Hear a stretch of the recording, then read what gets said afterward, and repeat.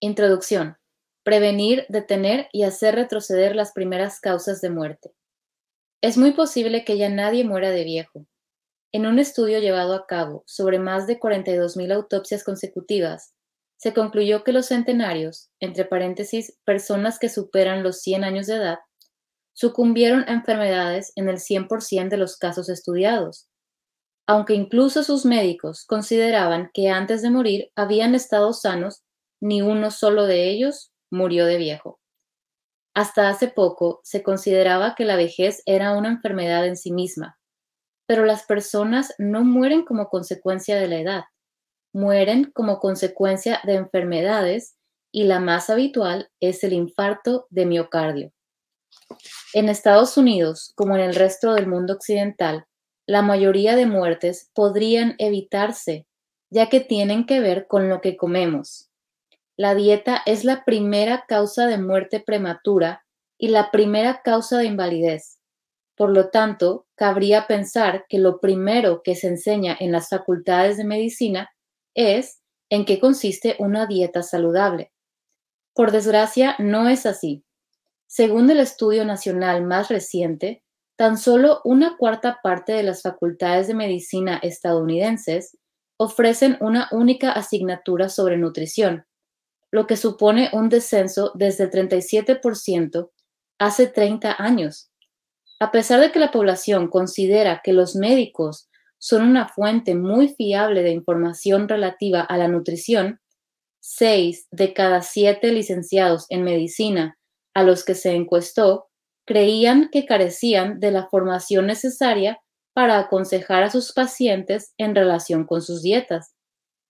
Un estudio concluyó que, en ocasiones, la población general sabe más de nutrición básica que sus médicos y que los médicos deberían de saber más sobre nutrición que sus pacientes, pero estos resultados sugieren que la realidad no es esta. Para remediar esta situación, el legislador estatal de California aprobó una ley por la que los médicos debían completar una formación sobre nutrición de mínimo 12 horas durante los 4 años siguientes.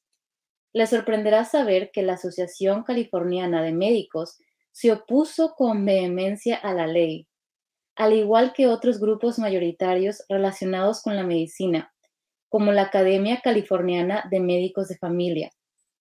La ley se enmendó y las horas mínimas obligatorias se redujeron de 12 a lo largo de 4 años a 7, y entonces se volvieron a corregir hasta reducirlas a 0. El Comité Médico de California sí que mantiene la obligatoriedad de otra cuestión: 12 horas de formación en gestión del dolor y en atención paliativa para los enfermos terminales. Este desequilibrio entre la prevención del sufrimiento y la mera reducción del mismo podría servir de metáfora de lo que es la medicina moderna. Un médico al día, las manzanas evita. En 1903, Thomas Edison predijo que el médico del futuro no recetará medicinas, sino que instruirá a sus pacientes sobre cómo cuidar el cuerpo humano mediante la dieta y sobre el origen y la prevención de las enfermedades. Lamentablemente, basta con ver unos cuantos anuncios farmacéuticos en televisión que imploran a los televidentes que consulten a su médico acerca de este o aquel medicamento para saber que la predicción de Edison no se ha cumplido. Un estudio sobre miles de visitas a pacientes concluyó que los médicos de atención primaria dedican un promedio de 10 segundos a hablar de nutrición. Venga ya, que estamos en el siglo XXI, caramba. ¿Acaso no podemos comer lo que nos plazca y luego, si tenemos problemas de salud, ya nos medicaremos? Esta parece ser la mentalidad que impera en demasiados pacientes e incluso entre los médicos, mis colegas. El gasto mundial en fármacos con receta supera el billón de dólares anuales y Estados Unidos representa una tercera parte de este mercado. ¿Por qué nos gastamos tanto dinero en pastillas? Muchas personas asumen que el modo en que moriremos viene preprogramado genéticamente. Hipertensión a los 50, infarto de miocardio a los 60, quizá cáncer a los 70, etc. Sin embargo, la ciencia ha demostrado que en lo que respecta a las primeras causas de muerte, la genética solo explica entre un 10% y un 20% del riesgo como máximo. Por ejemplo, tal y como verá en este libro, la tasa de enfermedades mortales como la enfermedad coronaria o los tipos más graves de cáncer pueden variar hasta en 100 veces entre distintas poblaciones del mundo. Sin embargo, cuando las personas se trasladan de un país con un riesgo bajo a otro donde el riesgo es alto, las tasas de enfermedades casi siempre cambian para equipararse a las del entorno nuevo. Dieta nueva, enfermedades nuevas. Así, un varón estadounidense de 60 años que vive en San Francisco tiene un 5% de probabilidades de sufrir un infarto de miocardio en los próximos 5 años. Pero si se trasladara a Japón y empezara a comer y a vivir como los japoneses, el riesgo de infarto de miocardio durante los próximos 5 años caería a un 1%. Los japoneses americanos de unos 40 años de edad presentan el mismo riesgo de sufrir un infarto de miocardio que los japoneses de 60 años de edad. Cambiar a un estilo de vida estadounidense hizo que sus corazones envejecieran 20 años de golpe. La Clínica Mayo estima que casi el 70% de estadounidenses toman al menos un fármaco con receta. Sin embargo, a pesar de que hay más personas medicadas que sin medicar, por no hablar del influjo constante de fármacos más nuevos y más caros en el mercado, nuestras vidas no son mucho más longevas que en otros lugares. En términos de esperanza de vida, Estados Unidos ocupa el puesto 27 o 28 de las primeras 32 democracias con libre mercado. En Eslovenia viven más tiempo que en Estados Unidos. Y además, los años adicionales que vivimos no son necesariamente ni sanos ni vibrantes. En 2011, el Journal of Gerontology publicó un perturbador análisis de la mortalidad y la morbilidad. ¿Los estadounidenses de ahora son más longevos que los de la generación anterior? Sí, técnicamente. Pero, ¿son esos años adicionales sanos? No. Aún peor, ahora vivimos sanos menos años que antes. Lo que quiero decir es lo siguiente. Alguien que tuviera 20 años en 1998 podía esperar vivir unos 58 años más, mientras alguien que los tuviera en 2006 podía esperar que le quedaran unos 59 por delante. Sin embargo, es probable que el veinteañero del 98 viviera 10 años con una enfermedad crónica, mientras que ahora son más de 13 en compañía de una enfermedad coronaria, un cáncer, una diabetes o un ictus. Por lo tanto, parece que hemos dado un paso hacia adelante y 3 hacia atrás. Los investigadores también han descubierto que hemos perdido 2 años funcionales, es decir, 2 años durante los que no podemos llevar a cabo actividades básicas como caminar 500 metros, estar en pie o sentados durante 2 horas sin necesidad de acostarnos o incorporarnos sin ayudas especiales. En otras palabras, vivimos más, pero más enfermos. Con los índices de enfermedad en alza, es posible que nuestros hijos mueran antes. Un informe especial publicado en el New England Journal of Medicine y titulado A Potential Decline in Life Expectancy in the United States in the 21st Century, entre paréntesis, posibilidad de una reducción de la esperanza de vida en Estados Unidos en el siglo XXI, concluía que el aumento constante de la esperanza de vida durante la era moderna podría detenerse y los jóvenes de ahora podrían vivir en promedio vidas menos sanas y quizás más breves que las de sus padres. Y probablemente lo estés viendo alrededor de ti, como ahora los hijos están más enfermos que las generaciones más grandes. En la Facultad de Salud Pública, los alumnos aprenden que hay 3 niveles de medicina preventiva.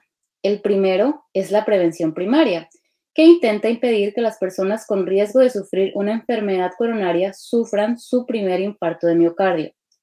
Un ejemplo de este tipo de medicina preventiva sería ir al médico y que nos recetara una estatina que nos baje el colesterol. La prevención secundaria sucede cuando ya tenemos la enfermedad e intentamos evitar que empeore y, por ejemplo, sufrir un segundo infarto de miocardio. Con este fin, el médico podría añadir ácido acetilsalicílico u otros fármacos a nuestra medicación habitual. El objetivo del tercer nivel de medicina preventiva es ayudar a la población a gestionar problemas de salud a largo plazo. Por ejemplo, el médico podría prescribirnos un programa de rehabilitación cardíaca para impedir el avance del deterioro o un aumento del dolor. El año 2000 se propuso un cuarto nivel. ¿En qué podría consistir esta nueva prevención cuaternaria? En reducir las complicaciones derivadas de todos los fármacos y operaciones quirúrgicas prescritas en los 3 niveles anteriores. Sin embargo, parece que olvidamos un quinto concepto, el de la prevención primordial, un término que la Organización Mundial de la Salud introdujo ya en 1978. Décadas después, la Asociación Americana de Cardiología por fin la ha asumido.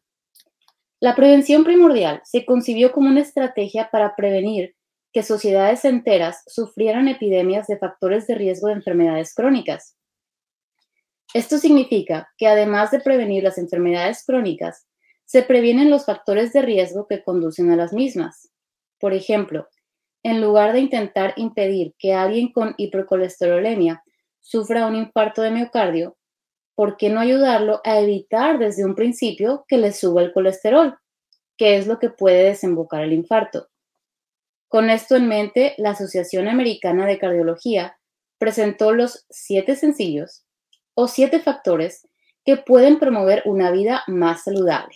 Y son: no fumar, evitar el sobrepeso, ser muy activo, entre paréntesis, definido como el equivalente de caminar al menos 22 minutos al día, seguir una dieta saludable, por ejemplo, abundantes frutas y verduras, tener un nivel de colesterol por debajo de la media, una tensión arterial normal y unos niveles de glucosa en sangre normales.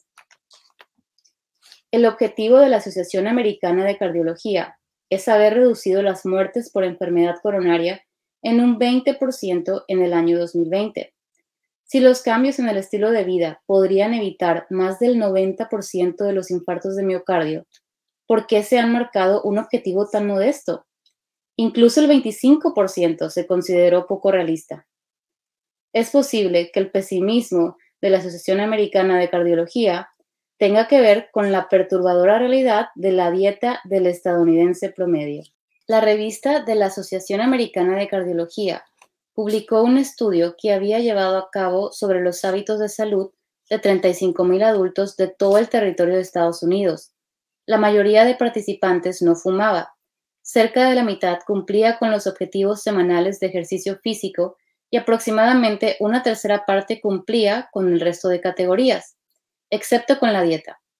Las dietas se puntuaron en una escala de 0 a 5 para determinar si satisfacían los criterios mínimos de alimentación saludable, como consumir la cantidad recomendada de frutas, verduras y cereales integrales o beber menos de 3 latas de refresco a la semana.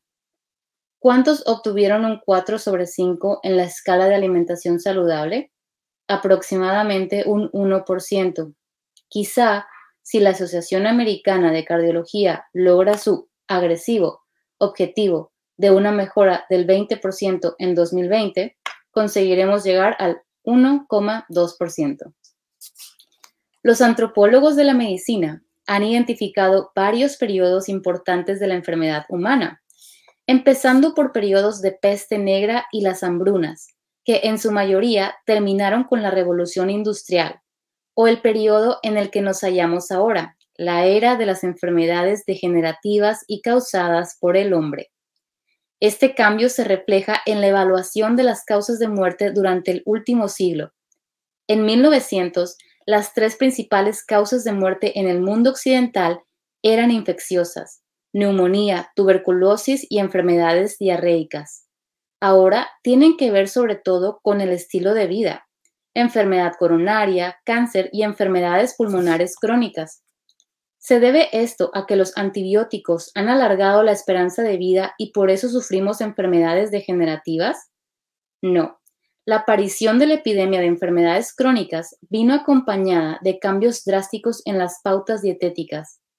Uno de los mejores ejemplos de ello es lo que está sucediendo desde hace unas décadas con las tasas de enfermedad en las poblaciones de los países en vías de desarrollo a medida que adoptan dietas occidentalizadas. En 1990 y en todo el mundo, la mayoría de años de vida con salud se perdieron como consecuencia de la desnutrición, que por ejemplo causa enfermedades diarreicas en niños desnutridos. Por el contrario, en la actualidad, la mayor carga de la enfermedad se atribuye a la hipertensión, una enfermedad consecuencia de la hipernutrición. La pandemia de enfermedades crónicas se debe, en parte, al cambio prácticamente universal hacia una dieta dominada por alimentos procesados y de origen animal. En otras palabras, más carne, lácteos, huevos, refresco, azúcar y cereales refinados.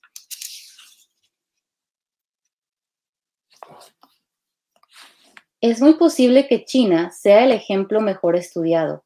Allí, el alejamiento de la dieta tradicional del país, basada en alimentos de origen vegetal, vino acompañado de un aumento drástico en enfermedades asociadas a la dieta, como obesidad, diabetes, enfermedades cardiovasculares y cáncer. ¿Por qué sospechamos que existe una relación entre los cambios en la dieta y la enfermedad? Al fin y al cabo, las sociedades en proceso de industrialización sufren múltiples cambios. ¿Cómo pueden los científicos determinar qué efectos tienen ciertos alimentos específicos?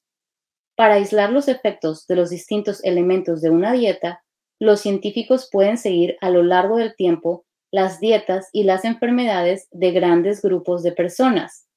Pensemos en la carne, por ejemplo. Para ver el efecto que puede tener sobre la incidencia de enfermedades el aumento de la ingesta de carne, los investigadores estudiaron a ex-vegetarianos. Las personas que habían seguido una dieta vegetariana, pero que habían empezado a comer carne al menos una vez a la semana, experimentaron un aumento del 146% de sufrir una enfermedad coronaria, un aumento del 152% del riesgo de sufrir un ictus, un aumento del 166% del riesgo de sufrir diabetes y un aumento del 231% del riesgo de aumentar de peso. Durante los 12 años posteriores a la transición de la dieta vegetariana a la omnívora, la ingesta de carne se asoció con una reducción de 3,6 años en la esperanza de vida. De todos modos, los vegetarianos también presentan índices elevados de enfermedades crónicas si consumen muchos alimentos procesados.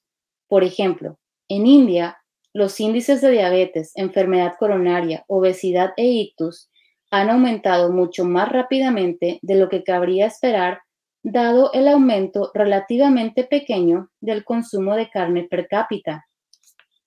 Esto se ha atribuido a la reducción del contenido de alimentos integrales de origen vegetal en la dieta, como el cambio del arroz integral al blanco y a la sustitución de los alimentos básicos tradicionales del país, como las legumbres, frutas, verduras, cereales integrales, frutos secos y semillas, por otros carbohidratos refinados, aperitivos procesados o productos de comida rápida. En general, la línea divisoria entre los alimentos que promueven la salud o la enfermedad podría ser no tanto el origen vegetal o animal de los mismos, como el aumento del consumo de alimentos vegetales integrales frente a todo lo demás. Con esto en mente, se desarrolló un índice de calidad dietética que refleja de un modo simple el porcentaje de calorías que las personas obtienen de alimentos vegetales no procesados y ricos en nutrientes, en una escala de 0 a 100. Cuanto más elevada es la puntuación que obtiene una persona, más grasa corporal puede perder con el tiempo, y menor puede ser el riesgo de obesidad abdominal, hipertensión arterial, hipercolesterolemia e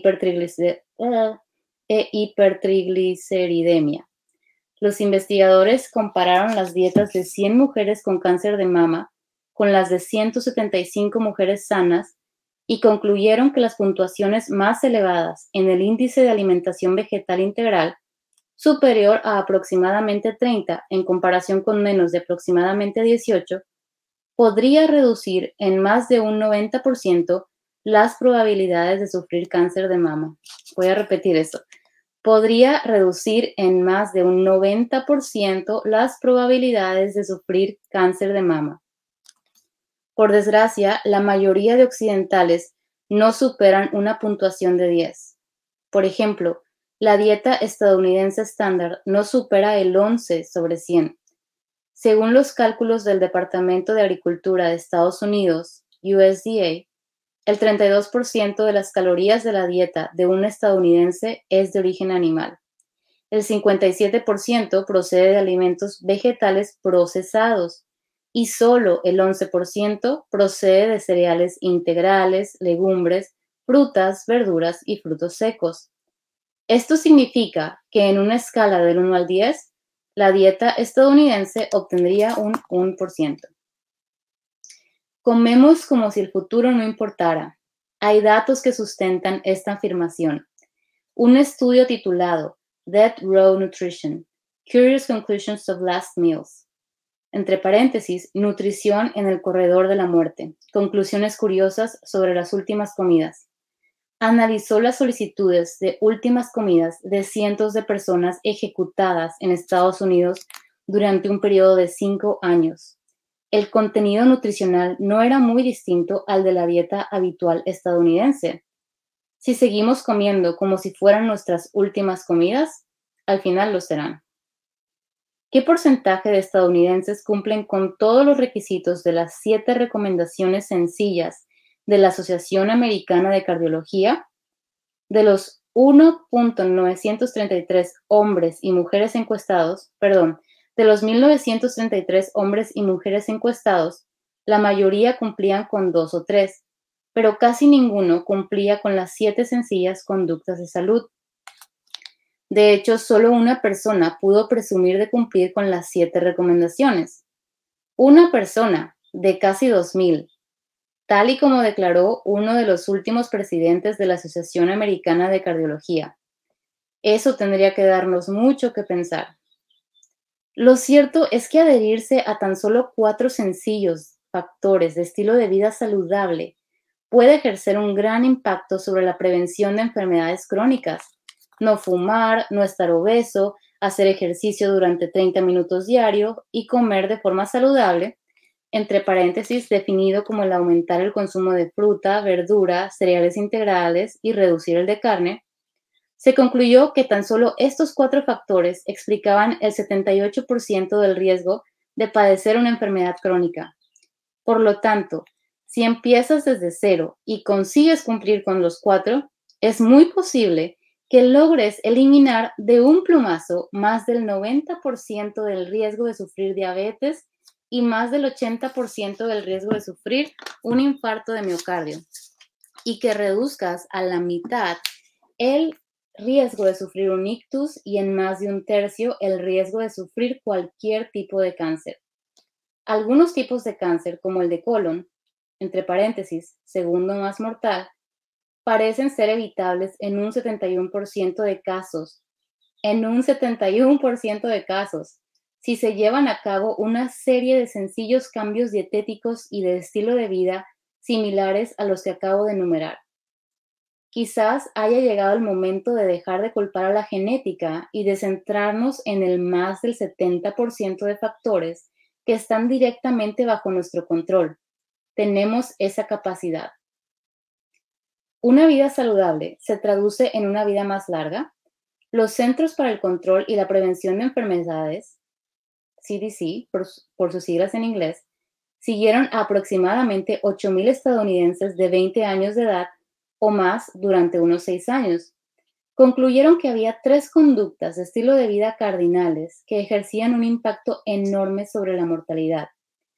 Podemos reducir el riesgo de morir prematuramente si no fumamos, si seguimos una dieta más saludable y si hacemos suficiente ejercicio físico. Y las definiciones de los CDC eran bastante laxas. Por no fumar, Los CDC aludían a no fumar ahora.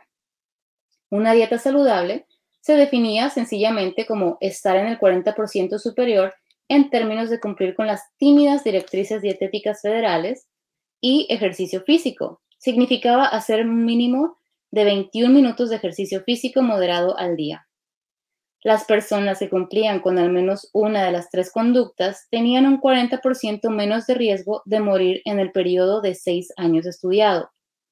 Quienes cumplían con dos de las tres reducían a la mitad las probabilidades de morir, y quienes cumplían con las tres redujeron las probabilidades de morir durante ese periodo de tiempo en un 82%.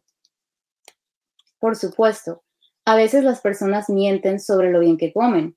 ¿Cuán precisos pueden ser estos informes si se basan en autoinformes? Un estudio parecido sobre conductas saludables y supervivencia no se limitó a creer a las personas cuando informaban de lo bien o lo mal que comían. Los investigadores midieron el nivel de vitamina C en sangre de los participantes.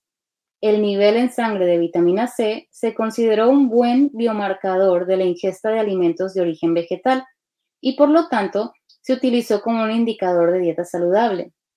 Las conclusiones fueron las mismas. El descenso en el riesgo de mortalidad entre las personas con hábitos más saludables equivalía a ser 14 años más joven. Es como atrasar el reloj 14 años, no consumiendo fármacos ni subiéndose al DeLorean de Regreso al Futuro, sino comiendo y viviendo de una forma más saludable. Hablemos un poco más acerca del envejecimiento. Cada una de las células de tu cuerpo contiene 46 hebras de ADN, emparejadas en cromosomas con formas de hélice. En el extremo de cada cromosoma hay pequeños topes a los que llamamos telómeros, que impiden que el ADN se desate o deshilache. Son como los tubitos de plástico al final de los cordones de los zapatos. Sin embargo, cada vez que las células se dividen, estos topes se desgastan un poco, y cuando el telómero desaparece por completo, la célula puede morir. Aunque se trata de una gran simplificación, podemos pensar en los telómeros como en la mecha de la vida. Empiezan a consumirse desde el momento en el que nacemos y cuando se acaban, se han acabado.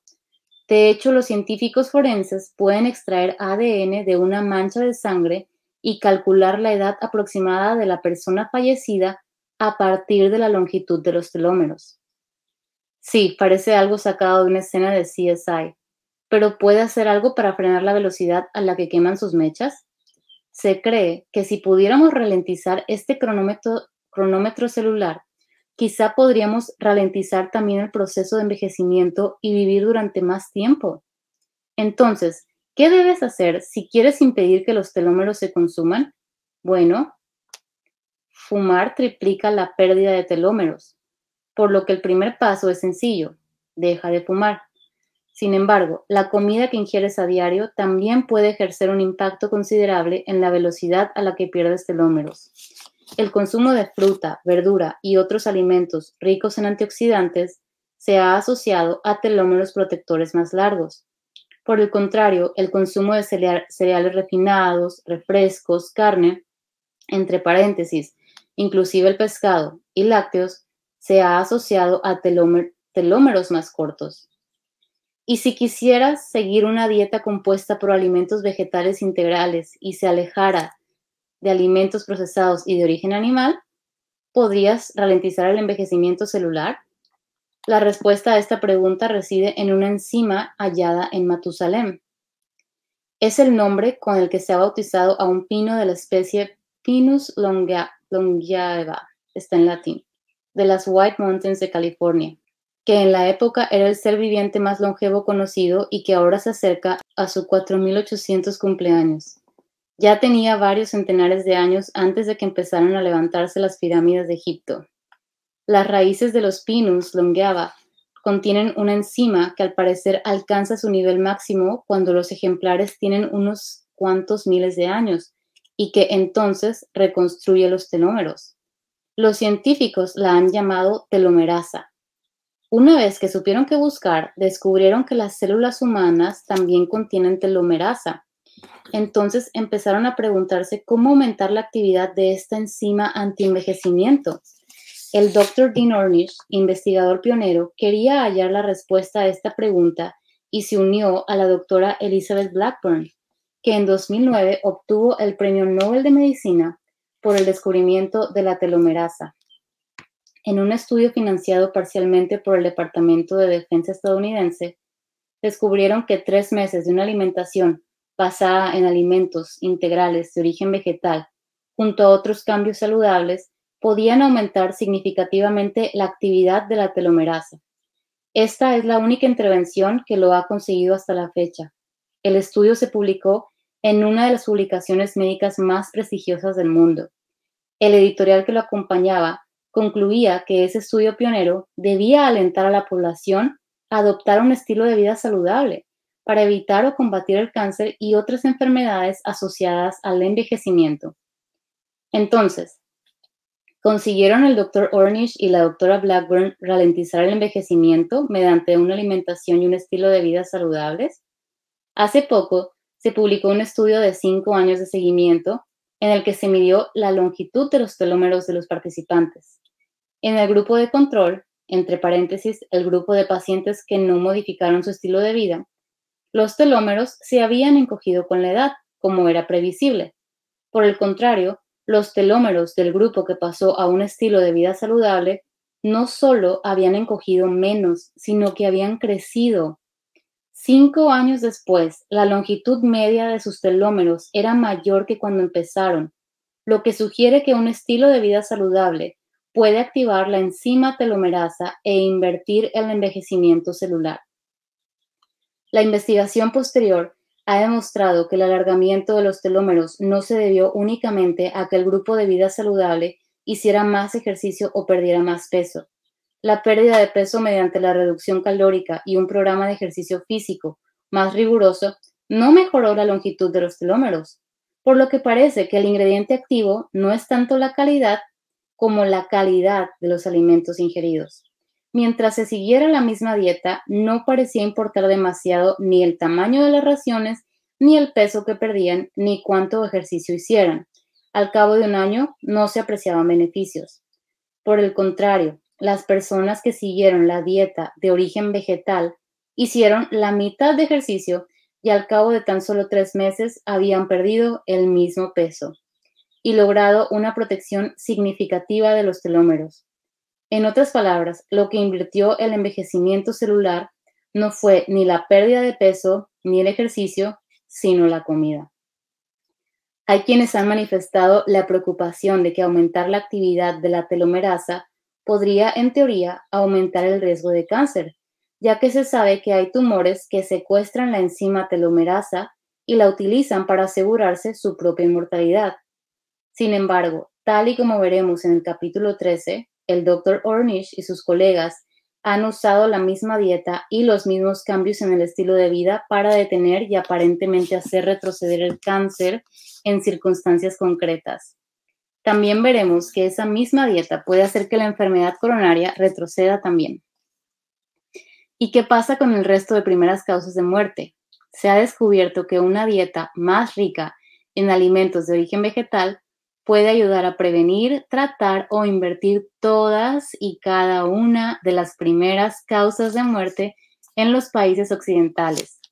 En el libro dedico un capítulo a cada una de las enfermedades de esta lista basada en estudios en Estados Unidos, pero extrapolable en general a los países occidentales.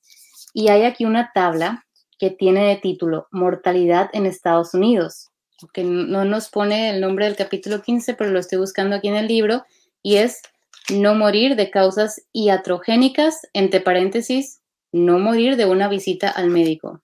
Muy interesante. Ya descubriremos de qué se trata eso. Eso causa de muertes anuales 225,000. Número 4, enfermedades cerebrales, ictus y Alzheimer, 214,000. Cáncer del aparato digestivo, colorectal, pancreático y esofágico, 106,000 muertes anuales. Número 6, infecciones respiratorias y sanguíneas, diabetes, hipertensión arterial, enfermedades hepáticas como cirrosis y cáncer.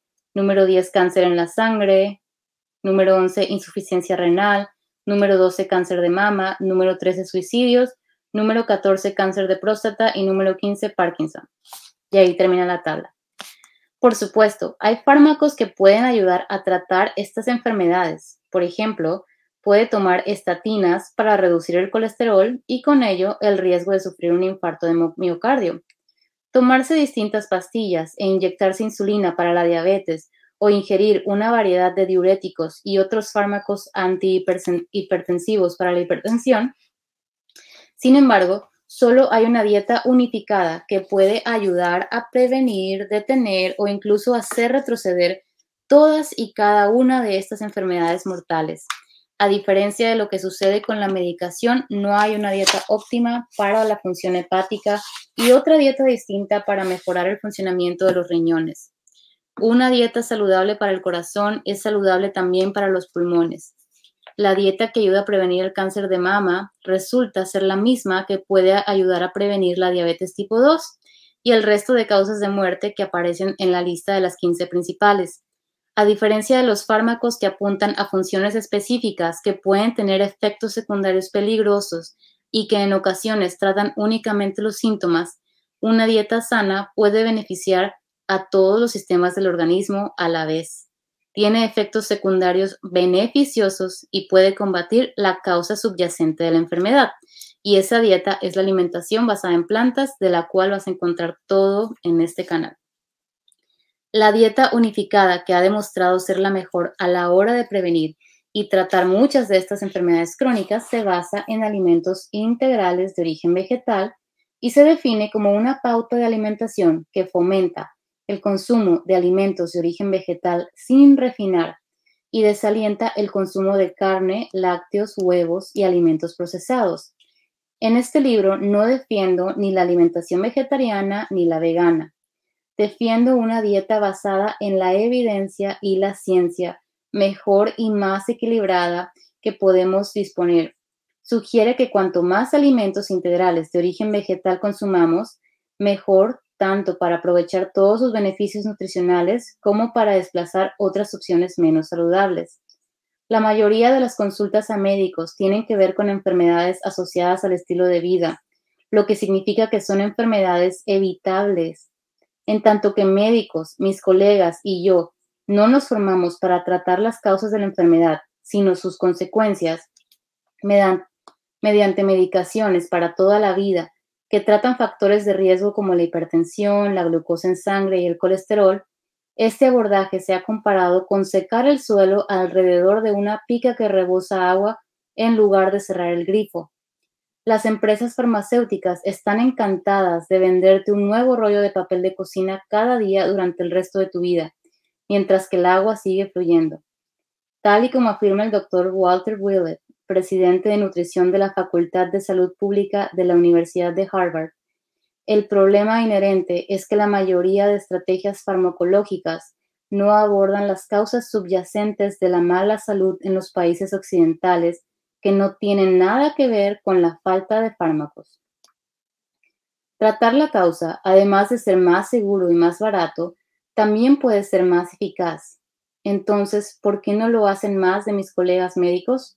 Porque no solo no se les ha formado para ello, sino que tampoco se les paga para que lo hagan.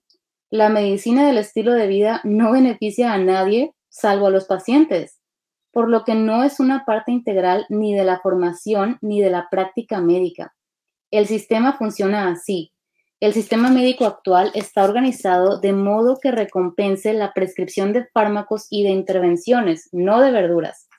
Cuando el Dr. Ornish demostró que era posible corregir la enfermedad coronaria sin fármacos ni cirugía, creyó que sus estudios ejercerían un impacto significativo sobre la práctica de la medicina. Al fin y al cabo, había encontrado una cura para la primera causa de muerte en el mundo desarrollado. Sin embargo, se equivocaba, no acerca de sus vitales conclusiones sobre la alimentación y el retroceso de la enfermedad, sino acerca de la influencia que el negocio de la medicina ejerce sobre la práctica de la medicina.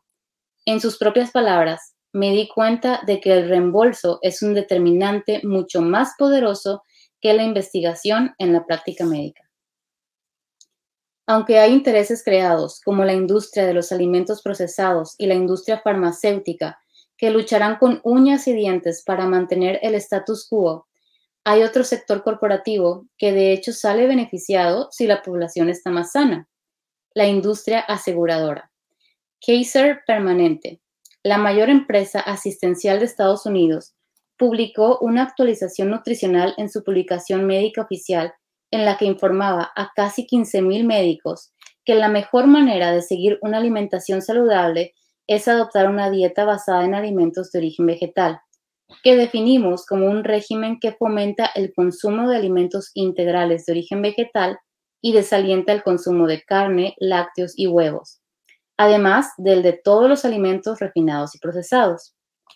Con demasiada frecuencia, los médicos desconocen los beneficios potenciales que tiene una buena alimentación y prescriben fármacos en lugar de ofrecer a los pacientes la oportunidad de corregir la enfermedad mediante una alimentación saludable y una vida activa. Los médicos deberían considerar la posibilidad de recomendar una dieta basada en alimentos de origen vegetal a todos sus pacientes, especialmente a los que padecen hipertensión, diabetes, enfermedades cardiovasculares u obesidad. Los médicos deberían ofrecer a sus pacientes la oportunidad de curar su enfermedad ellos mismos mediante una dieta basada en alimentos de origen vegetal. Voy a repetir eso. Los médicos deberían de ofrecer a sus pacientes la oportunidad de curar su enfermedad ellos mismos mediante una dieta basada en alimentos de origen vegetal. El mayor inconveniente que describe la actualización nutricional de Kaiser Permanente es que quizá la dieta sea demasiado eficaz. Si adoptásemos dietas basadas en alimentos de origen vegetal y siguiéramos tomando fármacos, la tensión arterial o los niveles de glucosa en sangre podrían bajar tanto que al final los médicos tendrían que ajustar la medicación o eliminarla por completo. Irónicamente, el efecto secundario de la dieta podría ser tener que no tomar más medicinas. El artículo acaba con la frase que también conocemos: hay que seguir investigando para encontrar el modo de que las dietas basadas en alimentos de origen vegetal sean la nueva norma.